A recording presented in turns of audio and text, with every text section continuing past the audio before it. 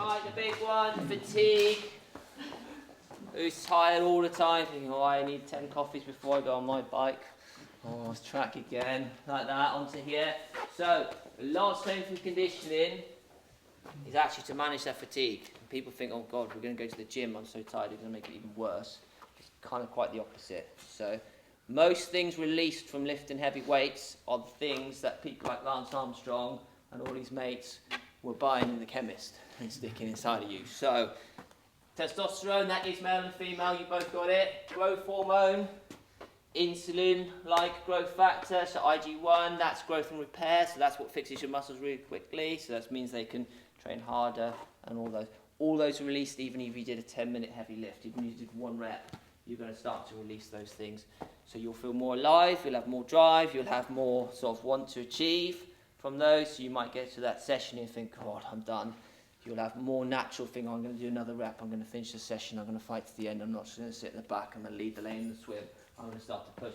Your body will naturally recover, you'll sleep better onto there, which is probably most people's downsides. If your body's stressed with too much cortisol from doing lots of intensity, lots of work, you won't sleep, so you need to flip yourself out of it. So that's where you have anabolic versus catabolic.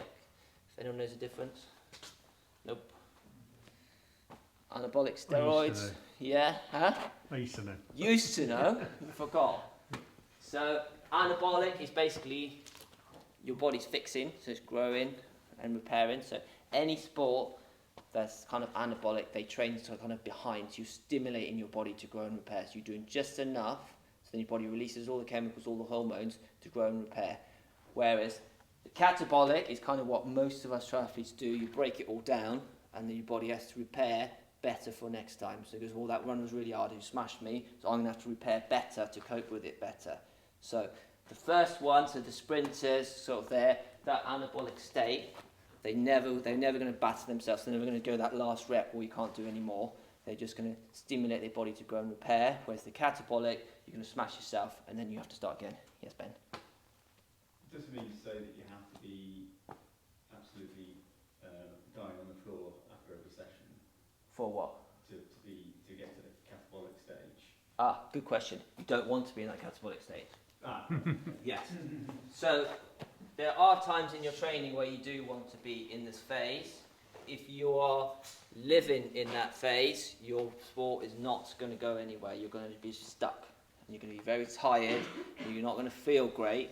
And after all, none of us are getting paid to do triathlon, so you don't want to feel like shit all day long and think, oh, I'm so tired, onto there. So you want to be growing and repairing and feeling healthy and strong, and then having some sessions which are lined up when you can go into that phase.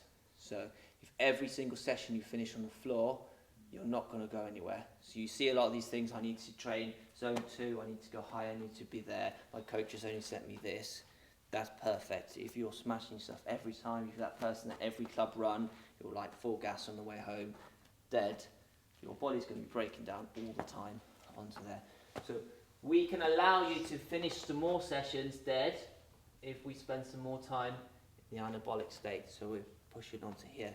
So all my elite athletes that we train in, their recovery day is heavy weights, which seems really contradictory, and you'd be like, well, my recovery day should be an easy bike ride, which is kind of the same thing you're doing there. You're putting your body back through that stress, because your body doesn't know you're only doing a 2-hour easy bike ride. For it's concerned, you're doing a 7-8 hour bike.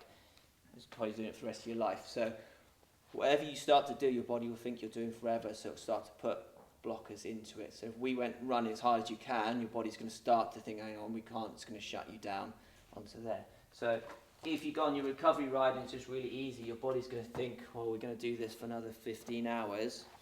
It's going to start to shut you down or make you really efficient at storing fat. It's going to make you really efficient at not exerting. So coming in here, heavy weights, they come in and they do 6 times 6 reps heavy squat with maybe a 5-minute rest, and then do some stretching and go. So all they've done is loaded themselves up real heavy, released all that growth hormone, got their body going, and then they're out the door, set. Now if you guys did that, most of you would be alright, some of you would be alright, most of you would walk for another week. which is not recovery. So your strength and conditioning needs to be tapered in, and that's what we were saying about factored in. So you need to be able to set your year up so that you can have that in your week. So if you come now, off season, get your muscles used to and accustomed to lifting heavy weights so you don't feel it the next day, then when we're using it for recovery, you can just pop in the gym, you can release some growth hormone, you can make yourself feel better. So you don't have to do weights to do that. You could do short sprints. So you could just go out, do 6 hill reps, just wake your body up, release that, take it through. You can do something totally different. It just needs to be some high intensity. So that's the change. So that's why having your strength and conditioning well managed for you and being confident and not listening to other people can make a big difference. So my guys, they'd race on Sunday, strength and conditioning on the Monday, real heavy, real easy, rest day Tuesday, back in again Wednesday, good to go. There's a lot of people who race on the Sunday, dead on the Monday, think about it on the Tuesday, roll them through the rest. By the end of the week, they're about good to go. We wasted another week, yeah? So onto there. So you can see we can flip things on the head and we can really get it through and make a big difference. So that is another thing for strength and conditioning. I'd say it's probably one of the most important things to manage your body, your hormones, your growth, all of those things. It's not growth as in like that. It's your bones are constantly breaking. You need to grow them back. It's a bit like your hair's constantly falling out and it's growing all there. So your whole body's constantly growing and it's also constantly breaking down. So you get a nice balance through there. Good. Right. Pre-season, during season, competition. Pre-season needs to be fun. So Tom comes, loads of people come here, so we have a big workout in here. You can do it anywhere you want. So you can lift some heavy weight, you can have a crack with it, you can find out which bits you don't need to do.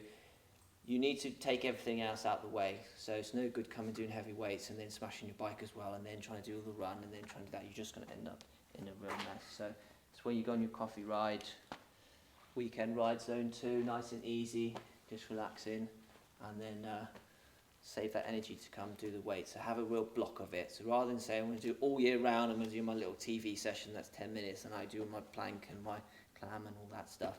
Rather just say I'm going to do 8 weeks proper lifting, really get myself set, change my whole body around and then leave it. So a bit like your glutes are on and then you're set. So that's how we do the pre-season. During season, depends when your big races are, but I would say do your big training. So if you race this year, do all your big training with no strength and conditioning. So your long runs, your hard brick sessions. As your race comes closer, your sessions need to get shorter and faster, and your strength and conditioning needs to come bigger and bigger. So now your body's growing and repairing. So even up to the last week of your race, I'm doing some good high intensity weights and lifting and elastic bands and stuff. So your body feels really good. Not the other way around where you train up to it, go really tired and then stop for 2 weeks and feel really lethargic and terrible and then kind of tamper into the race thinking, well, it's all right, I felt really wooden until halfway when I kind of woke myself up a little bit.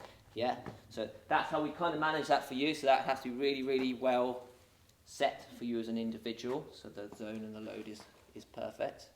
But I would say have it that way round. So your big hard sessions, taper it in, then make your body feel really good and really strong and alive. Because if you feel alive and you're hungry for it, you're going to be much better in that state and 10% underfit. Whereas if you're overtrained by 1% and you feel dead, your race is going to be worse. So you'll get beat by someone who's just healthier than you, not fitter than you. What else we got? Pre-season, competition.